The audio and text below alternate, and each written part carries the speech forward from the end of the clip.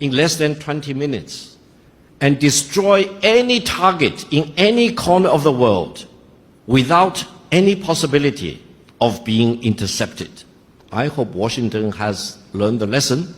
If you want to have war, you will get war. If you want to destroy China, you will be destroyed. If you want to impose nuclear war on China, you will be wiped out by nuclear war.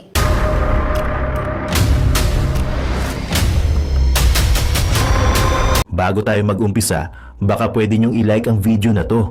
Malaking bagay ang like sa aming mga content creators. Maraming salamat po.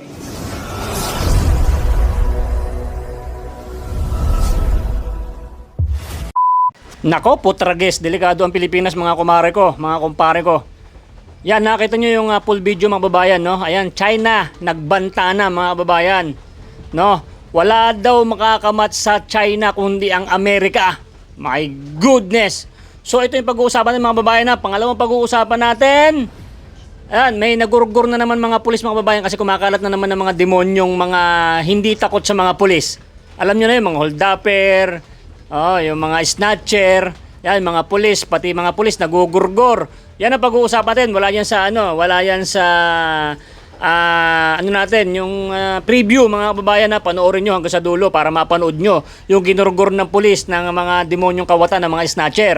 So okay, bago tayo magsimula mga kababayan, mga kumare ko, mga kumpare kong gupa ito, isang like na muna dyan para naman ay lagi kayong updated sa ating mga video. Syempre, subscribe mo yan, si Boy Sarsa. Okay, simulan natin, Marge. Andiyan alaw kang alas. Oy, sandali. Aalis na naman kayo eh. Paano maganda tong video natin? Maganda tong vlog natin mga kumare ko. Ha, maganda to. Oy, kabahan kayo. Eto na. Eto mga babayan ang kinakatakot ng marami. No, itong China mga babayan ay nagbanta na. Biro nyo ba naman kasi si Browner ay pinagmamalaki yung missile dito sa Pilipinas. My goodness. Ang sabi, kaya daw umabot sa mismong pusod ng China, yung mga isla, abot daw. Kasi nga, pinahiram tayo, binigyan tayo ng Amerika. Ginawa kasi tayong base militar. Siyempre, tinutulungan tayo ng Amerika. So, sa kabila ng lahat mga babayan, tanong ko sa inyo, kailangan kong komento nyo mga kumare, mga kumpare ko, no? Sa kabila ng kung sakaling magsiklab, wag naman sana, magsiklab ang gera. Sino ba magiging kawawa? Di ba? Tayo. Hindi naman tayo siguradong tutulungan ng Amerika hanggang sa dulo, di ba? Hanggang sa tayo magtagumpay. Kung sakali magtagumpay man din tayo sa China, mga kababayan, ay lusak-lusak na rin tayo. Yan, lit-lit ng bansa natin. Napakaraming missile po ang China. At ang ito'y pinagmamalaki pa ng China, mga babayan, yung kanilang missile po ay may hydro bomb, no? Meron silang yung sinabi niyan. Mamaya panoorin natin, nakalimutan ko, may hydro bomb. Ano ba yan, boy? Magbablog ka, nakalimutan mo yung hydro. Meron siyang may something na wala sa ibang mundo. Na ang China lang ang merong ganun na bomba. Hindi ba kayo matatakot noon, mga kumare ko? Itong si Browner, pinagmamalaki niya na kaagad yung mga missile na nandito, nakapaikot na sa bansang Pilipinas, no, nakatutok sa China. Ngayon, di ba, nakita niyo itong nakaraan, nagkamaya ng China at ng si Bongbong Marcos. Sabi ko sa inyo, may mga may mga plastikan lang ng pagkakamayan. Tapos ang sabi pa naman ni Marcos, mga kumare ko, no, nilapitan ko na lang kasi nakakahiya. My goodness. Ikaw pa ang lumapit. Matapos mo kung ano-anong mga pinagsasalitaan nyo sa China, tapos ikaw pa ang nahiya na ikaw pa lumapit. Tabahan kayo, no? Huwag kayo nagmamalak sa China. Alam nyo, kaibigan natin dapat ang China. Gamitin ng diplomasya, no? Mapag-usapan naman din yung mga isla na yan eh. At ay huwag kang pumalag dyan. Kahit tutulungan pa tayo ng Amerika, mga babayan, lusak tayo dito. Gaano ba kadaming missile na yan? Gaano ba kadaming tinambak na missile dito ng Amerika? Talaga bang sigurado ba kayo na tutulungan tayo niyan? Hindi ba kayo matatakot? Mamaya panoorin nyo yung full video, mga kumare ko. Nako, wala daw ka-match-match po ang tawag dito, nag-iisa lang nakamatch ng China, yung Amerika. Pero kung lulusubin daw sila at sila ay pagbabantaan, no, ay sila ay aatake anytime, in anywhere.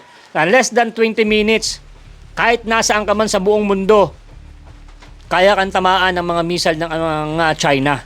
Yun ang nakakatakot. Alam niyo naman kung gaano naman sila kayaman, 'di ba? At talagang kayang-kaya po nila 'yan. At lalo kung sa mga usapan nuclear, talagang meron 'yan sila. Ano ba naman tayo? Anong gamit natin? Tirador.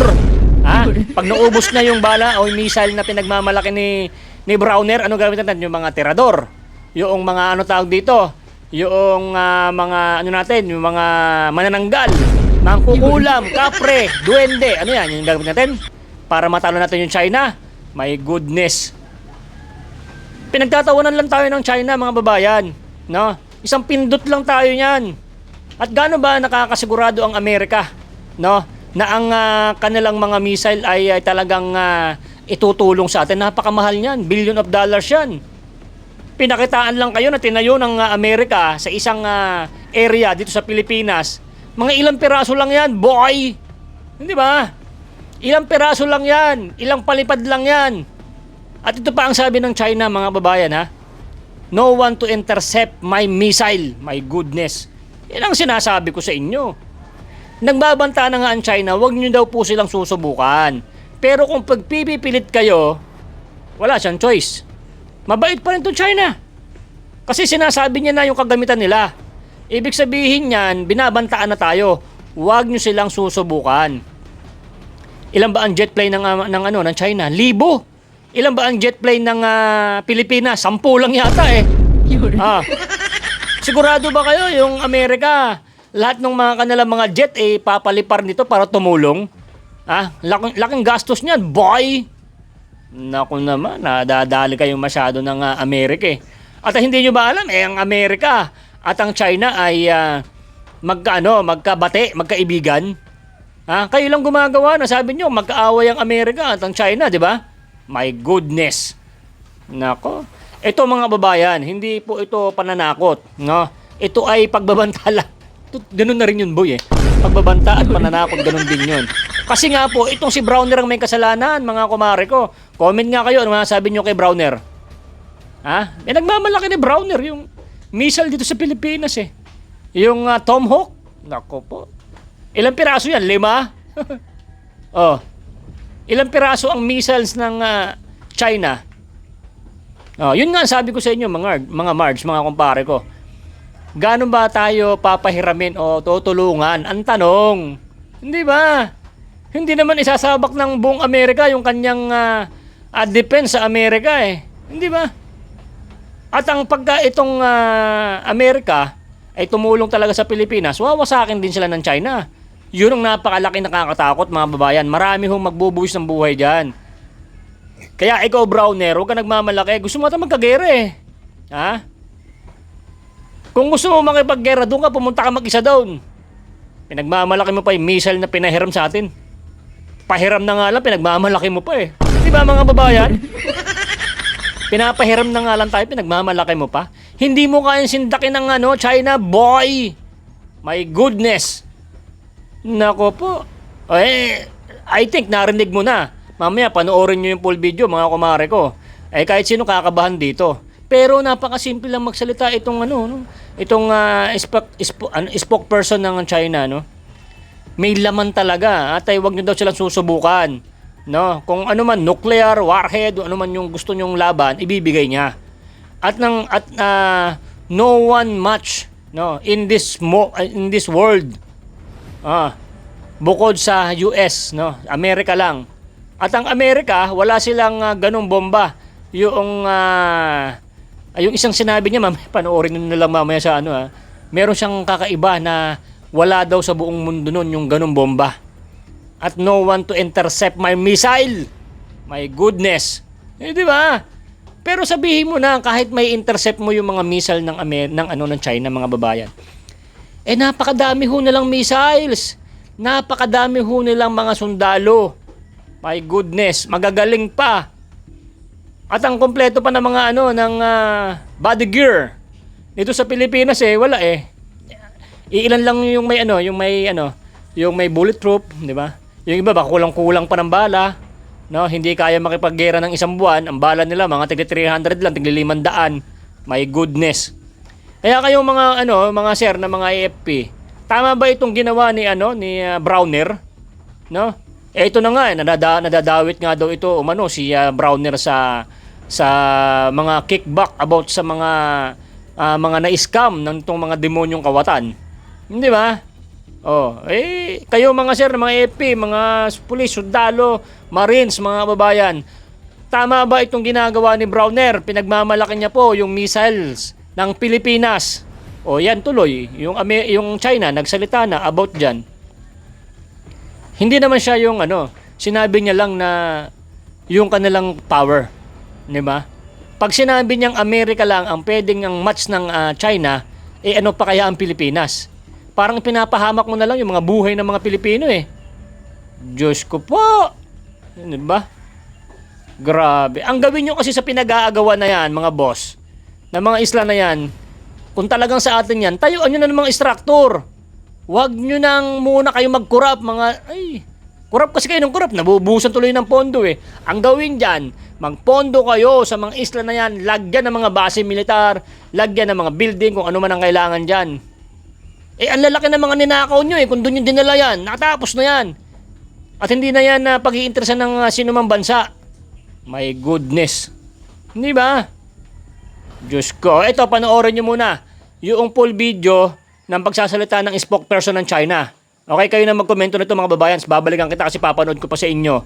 Yung mga naglaganap na mga kawatan sa lansangan, pati pulis, damay, yung mga, ito, pag-uusapan din natin dito. Ngayon, tulad niyan, may pulis na nagurgor. Paano yung niyan? Tawag dito? Ano ba tawag yun, boy? Hustisya. Samantalang kung itong mga demonyong kawatan ng nagurgor, grabe ang pagpoprotect nyo, yung hustisya, di ba? Wala talaga itong mga human rights. Human error kayo. Di ba? Panoorin nyo muna nga, panoorin to. No country in China's neighborhood is a match against China in terms of military power. Mr. Abrams also challenged me, saying that China's military buildup is a challenge, a threat to our neighboring countries. I told him point blank, no country in China's neighborhood is a match against China in terms of military power. China's military buildup is a matchup against only one country, that is the United States. China will never allow the United States to launch a war against China, conventional or nuclear, without suffering devastating consequences. If you have not watched the Victory Day parade in Beijing on September the 3rd, one of the weapons China demonstrated, we call it 61 because it can contain 60 nuclear warheads plus one hydrogen bomb.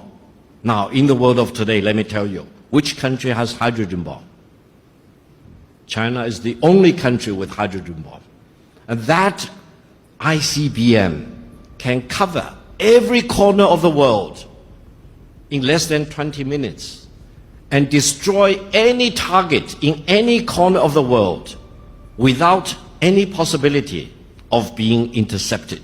I hope Washington has learned the lesson. If you want to have war, you will get war. If you want to destroy China, you will be destroyed. If you want to impose nuclear war on China, you will be wiped out by nuclear war. This is very serious. China's policy is very clear. China will not fire the first shot, but China will not allow you to fire the second shot. Yan, napanood nyo. Ano masasabi mo dyan, sir?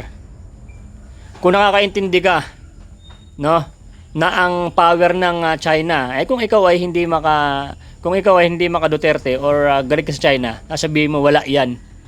Hindi ka hindi ka nagre-research kung gaano ka-powerful ang China. So mga kumare ko, ano makukomento nyo sa sinabi nitong spokesperson ng China? Napakasimple niya, no? Hindi siya yung parang yung pagsasalita ng China is parang hindi ka mabubisit sa kanya. Baga sinasabi niya lang yung kanilang power na sana wag nyo kaming susubukan, wag nyo kaming titrigger about sa pagmamalaki nyo sa amin. Pag sinabing no one, no, only American, Amerikano o US lang ang kanilang kamatch. Wala na, hindi tayo mamamatch dyan. At ay ipapahamak mo lang Browner yung mga kasundaluhan natin. Na? Ipapahamak mo lang ang mga mamamayang Pilipino. Nagmamalaki ka ang daming ang mga sindikato dito sa Pilipinas, yan panguunahin mo magmalaki ka pa ng mga missiles, gusto mo pa ng gera.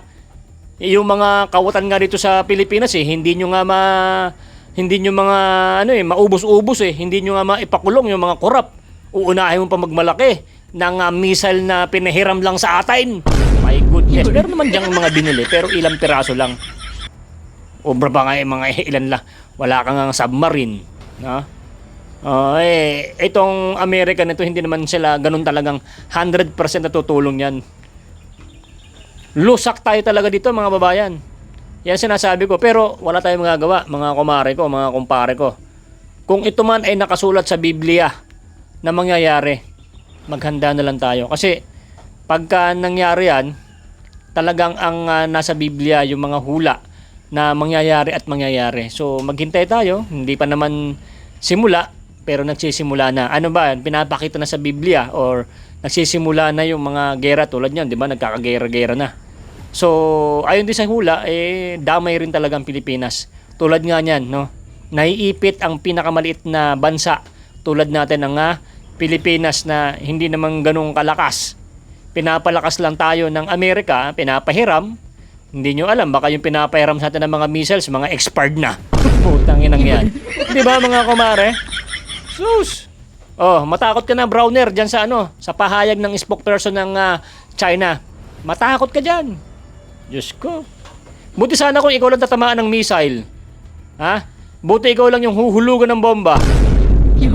Pinapahamak mo lang yung mga sundalo natin na alam mo naman hindi naman talaga tayo uubra dyan. Umaasa ka lang sa Amerika, hindi naman talagang full support yan. Diyos ko, pinapakita lang, tinatakot lang nila ang China pero hindi nyo kayang takutin ng China. Ramdam ko at alam nyo yan kung kayo ay nagre-research kung ganong kalakas ang China. Mabait ang mga China kasi marami naman mga inchik dito sa Pilipinas. Tulad dito sa mga proyekto na ginagawa ng mga proyekto dito, yung mga lalaking dam, mga inchik gumagawa niyan. Boy, di mo ba alam? Maayos naman ang gawa nila, hindi katulad ng mga flood control nyo, no? Hindi mga inchik ang gumagawa. Sablay, boy! Kahiya kayo mga nay. So ito mga babayan, pangalawang usapan na tayo. Bahala na kayo, komentuhan nyo yung pagmamalaki dyan Browner sa missile ng Pilipinas. Payag ba kayo? Lalaban ba tayo ng gera sa inchik? Goodness, may goodness. Ha? Ito, pangalawa. Pag-usapan natin. Pangalawa ha. O panoorin nyo mga to para komentaryuhan natin tong video na to. O panoorin nyo Marge ha. Ito, tapusin mo. Komentuhan nyo. Kung may mga asawa kayo, may mga anak kayo, mga pulis, pag-ingatan nyo. O panoorin nyo to mga babayan.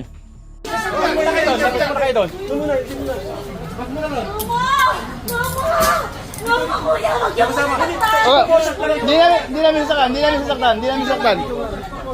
Huwag niyo muna saktan, kuya! Huwag niyo muna saktan! Mga kapamilya, arestado ng Las Piñas City Police ang 23 anyos na lalaking itinuturong gunman sa pagpatay sa isang pulis Maynila sa Pasay City noong buwan ng Agosto ngayong taon. Nag-imanay dito nung after nung may nabaril na pulis sa Pasay kung saan nga ito yung nasawi dahil ito yung supposedly biktima niya ng robbery snatching din ng isang kwita. So nung after nung August 23, may nangyari na namang robbery snatching sa amin. Same modus, nakamotor, at na-snatchan din yung aming residente ng Las Piñas kung saan na-snatch sa kanya yung bracelet na nagkakahalaga ng 300,000. No? Napagduktong-duktong namin dahil na isa sa suspect sa Pasay ay nahuli at may bilanggit na pangalan itong isang alisan suwi. So immediately ang ginawa ko, kinumpare ko yung mga video at sa base sa aming assessment, isang grupo lang to. Kaya nag-research ako kung ito ba yung may standing warrant. So napag-alaman natin sa Bacoor ay meron siyang standing warrant for the crime of grave threat. So because of that, tinabaho siya ng Team Las Piñas. Nag-backtracking kami upon hold up dito sa amin. Sinundan namin at natagpuan nga namin sa Cavite ang kanyang hideout. Base sa aming intelligence report na ito yung magpapabinyag nga kahapon. Okay. Kaya nagpapabinyag siya, so 11, nagbinyag, nag-surveillance tayo doon, nag-casing tayo, at hanggang sa matapos ang binyagan, hindi siya lumitaw. Ito palang isang suspect natin sa Suwi, ay nasa parking area lang. Biglang lumabas siya, at papunta na sa lubong yung kanyang may bahay kasama yung bata. Kaya immediately, nag-serve na tayo ng warrant, at doon na pag-alaman, at during our service of warrant, ay may dala rin siyang firearms, 9mm, na the same din sa suspectya natin, ginamit doon sa pagpatay sa pulis. Ano? Sa palagay mo, Marge? Ano, ano ba? Marami o kokonti ba ang mga kawatan? Buti nga yan, binalita mga kamare ko no? Mas marami ang hindi binabalita ngayon, mga kumare ko, mga kaser ko, mga kupare, di ba? Alam niyo yan. Mas nauuna pa nga yung mga social media magbalita ng mga nangyayari sa bansa Pero yung live stream media, buti nga nagbabalita kahit papaano Hindi ba? Binabalita nila kasi nahuli. Pero yung hindi sila nagbabalita pagka walang accomplishment ang mga pulis. Yun. Pag merong nahuli at nahuli yung kawatan, binaano nila yung nire-report. Pero pagka walang mga salarino, yung mga pinatay or mga na hold up, hindi nila masyadong ina-upload diyan. Hindi nila masyadong binabalita yan mga kababayan kasi malaking kapapahiyaan sa mga PNP. Ay, marami nga ako nababalitaan diyan. Agaw motor. Oy mga sir, pagka inagawan kayo ng motor, wag na kayo lumaban kasi totoong may mga baril po yung mga yan. Talagang ibubuwis po nila yung buhay nyo pag kayo ay lumaban dyan mga sir. Oo, yung mga nagsusuot-suot kayo ng mga bracelet, mga ganyan, wag ho kayo magsuot. Buti sana kung panahon Tatay Digong ngayon, pwede kayo magsuot-suot. Yung isa, 300,000 no? Kabata pa ng mga killer. Ang dami yan. Madami yan mga yan. Sindikato yan mga yan, boss.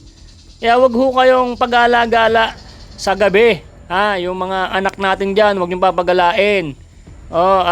Iba na ho ang panahon ngayon. Marami hong kriminal.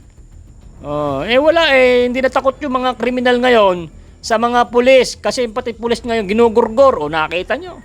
Nananahimik yung pulis. Di ba? Maraming mga maraming mga kasabwat Kaya pag lumaban yung pulis, nag-iisa. May tama. Di ba, mga kumare ko? Kawawa ang pulis.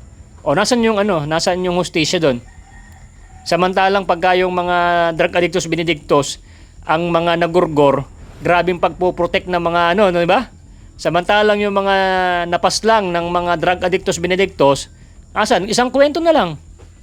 Hindi ba? Ang lupit sa Pilipinas. Gusto niyo ba magtira sa Pilipinas, mga kumare ko, anak ng tepaklong, Diyos ko. Ayan, napanood nyo, mga kumare, kayo na mag-uusga dyan, At kayo na rin humagusga sa banta ng China. Takot ba kayo o hindi? Sino mo natatapang dyan? Pag sinabing ang Amerika lang ang kamatch ng Amerika, huwag ka nang umasa. Ang lit-lit ng bansa natin, ang dami pang mga malalaking bansa dyan. Saka wala hong nananalo sa gera, mga babayan. Lahat yan talo.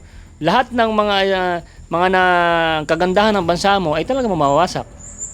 Maraming magbubuwis ng buhay, pamilya natin, magkakawatak-watak tayo, lahat ng pinaghirapan natin na mga bahay, lupa, mga sasakyan, mawawala ho yan. Pag tinamaan ho ng mga missiles yan.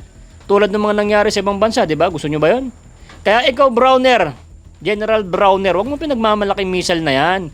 Kasi hindi naman sa'yo yan. Baka nga hindi pumutok yan Pinahiram lang sa atin ng Amerika yan Kami expired pa yan. Di ba? Saka ayaw namin ng gera, huwag kang nagmamalaki, huwag kang pinagmamalaki Kasi mahal namin ang mga buhay namin at mahal namin ang mga pamilya namin. Pag nag-trigger yan, buti sana kung ikaw ang unang-unang tatamaan ng missile, di ba? Mga kumare ko?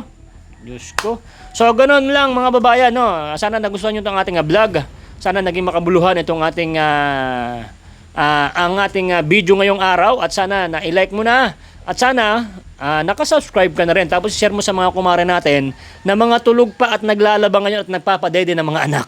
Okay? Shoutout sa akin mga kumare ko dyan at laging nagko-komento. Maraming salamat po. Ang gagaling nyo magko-comment. Nababasa ko yon. Siyempre, kada isang like nyo, pupusuan ko yan. At, siyempre, kita-kits sa susunod na video. Alright, thank you and God bless every day. Bye-bye! Ama naming Diyos na makapangyarihan sa lahat, salamat po sa iyong pagmamahal na hindi nagmamaliw. Sa gitna ng kaguluhan sa aming bansa, turuan niyo po kaming magtiwala sa iyong hustisya at hindi sa hustisya ng tao. Linisin niyo po ang aming mga puso at ituro niyo po ang tamang daan ng katotohanan at pag-ibig. Tulungan niyo po kaming maging ilaw sa gitna ng dilim at ipakita sa mundo na may pag-asa pa sa pangalan ng aming Panginoon Hesus. Salamat po sa pag-ibig po ninyo at salamat sa pagdinig ng aming mga panalangin at iligtas niyo po kami. Sa pangalawa po niyong pagparito at patawarin po kami sa lahat ng aming mga pagkukulang at pagkakasala sapagkat ito po ang aming samutiling sa matamis na pangalan ng aming Panginoon Hesus. Amen. Sa lumang silid, mag-isa kang tahimik. Walang kamera, palakpak ay wala na.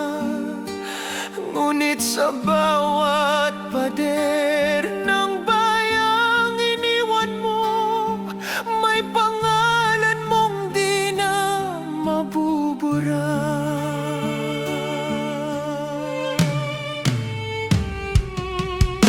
Minsan kang naging balikat ng mahihina, kalaban ng takot, kakampi ng masa. Di mo man laging nasabi ang tama, pinili mong ipaglaban ang madla. Hindi ka sakdal gaya naming lahat, pero tumindi ka nang walang pag-atras. At ngayong pagod ka na, tatay, kami naman ang sasalo ng bawat bigat.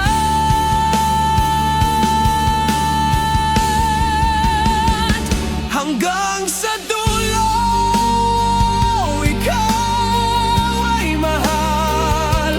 Kahit papagod na ang iyong katawan, tatay, salamat sa iyong paglaban. Ngayon, kami naman hanggang sa dulo. Di ka namin iiwan. Ang kwento mo'y dala ng bayan.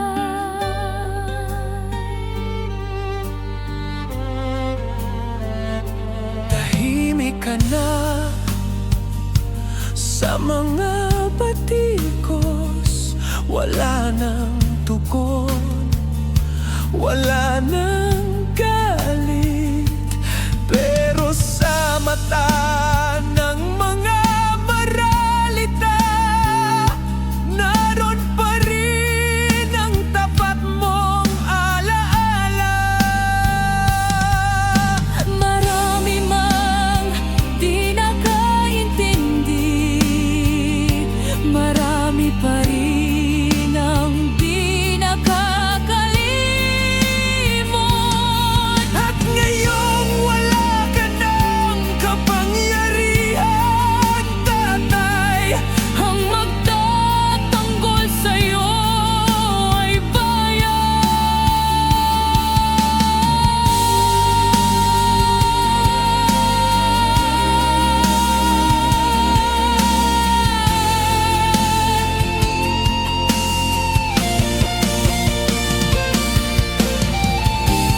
hindi ka nag-iisa kahit ngayon.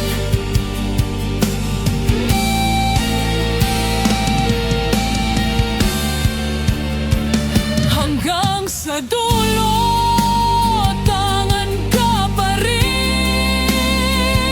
Sa puso ng batang minsan mong pinakain, hanggang sa dulo, di ka nag-iisa.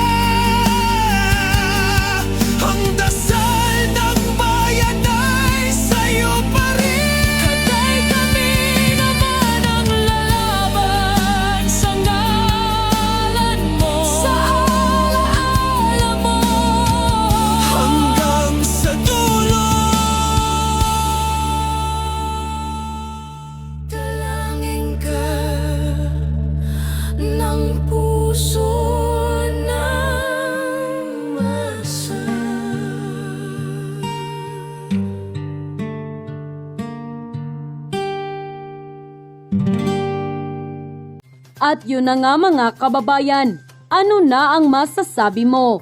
Kung mayroon kayong hinaing at komento patungkol sa balitang ito, please comment down below. Pag-uusapan natin yan sa comment section. At kung nagustuhan nyo ang video, ay huwag kalimutang mag-like at i-share na din para mas marami pang makaalam at umabot ito sa marami sa ating mga kababayan. Maraming salamat po. Mabuti pa ang sardinas, may label. Eh tayo, wala. Oo nga pala. Nay, ito na yung bayad ko sa isa, ano? O, kunin mo yung isa. Isa muna, iyan, no? Tapos, isa pa, di ba? 4 dapat na sardinas, eh. Yan. 3 na.